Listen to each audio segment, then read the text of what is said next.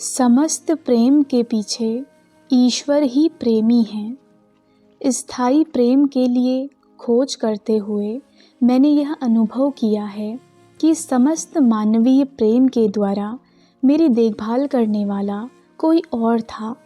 ईश्वर ने मुझसे माता के रूप में, पिता के रूप में और मित्रों के रूप में प्रेम किया है। मैंने सभी मित्रों के पीछे उस एकमात्र मित्र को खोज लिया है, उस एकमात्र प्रेमी को जिसको मैं अब आप सबके चेहरों में चमकते देखता हूँ, और वह मित्र मुझे कभी निराश नहीं करता। प्रत्येक वस्तु के पीछे ईश्वर ही हैं।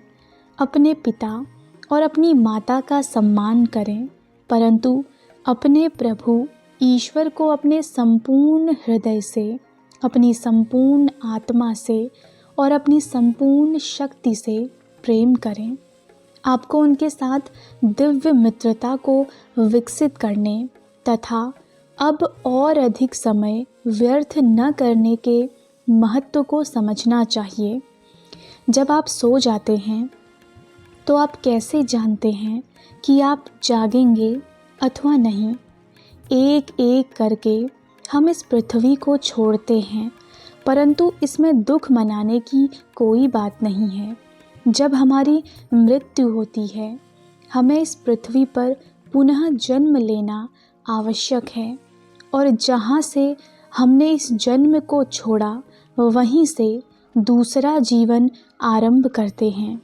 मैं जीवन और मृत्यु को सागर की लहरों के उतार चढ़ाव की भांति देखता हूँ।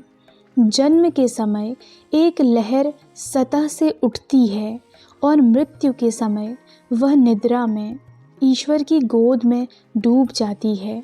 मैंने इसका अनुभव किया है। मैं जानता हूँ मेरी मृत्यु कदापि नहीं हो सकती, क्योंकि चाहे मैं परमात्मा के सागर में सो रहा हूँ अथवा भौतिक शरीर में जागृत अवस्था में रहूं, मैं सदा उनके साथ हूँ। वह सर्वोच्च प्रसन्नता संसार में नहीं पाई जा सकती, परंतु प्रभु को खोजने के लिए हमें वन की ओर भागने की आवश्यकता नहीं है। हम उन्हें दैनिक जीवन के इस जंगल में आंतरिक मौन की गुफा में खोज सकते हैं। इससे कोई अंतर नहीं पड़ता कि आपने कितनी गलतियां की हैं, वे सब अस्थायी हैं। आप परमात्मा के प्रतिबिंब में बने हैं। ईश्वर ने संसार का यह मायावी चलचित्र और इसके सभी आनंद केवल एक उद्देश्य से बनाए हैं कि संयोगवश केवल उनसे प्रेम करने के लिए आप उनकी माया के नाटक को भांप लें और इसे त्याग दें। यही सत्य है, यह झूठ नहीं हो सकता। हमें अपने परिवार के लोगों के प्रति प्रेम का अनुभव क्यों होता है? क्या केवल उन्हें एक एक करके जाते हुए देखने के लिए? ये घटनाएं हमें यह अनुभव कराने में सहायता करने के लिए घटती हैं कि ये केवल प्रभु ही हैं जो सभी प्रियजनों के पीछे हमसे प्रेम करते हैं। जीवन के इस चलचित्र में कठिनाई यह है कि सभी असत्य सत्य प्रतीत होते हैं और सभी सत्य असत्य लगते हैं। प्रत्येक रात्रि को निद्रा में हमारी चेतना से संसार को लुप्त कर दिया जाता है, ताकि हम यह समझ सकें कि भौतिक जगत वास्तविक नहीं है।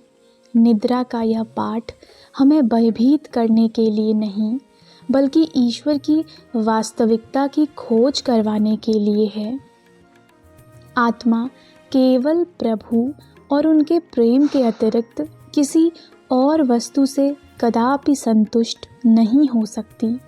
उनकी चेतना ही वह वास्तविकता है जिसकी बराबरी कोई भी अन्य नहीं कर सकता।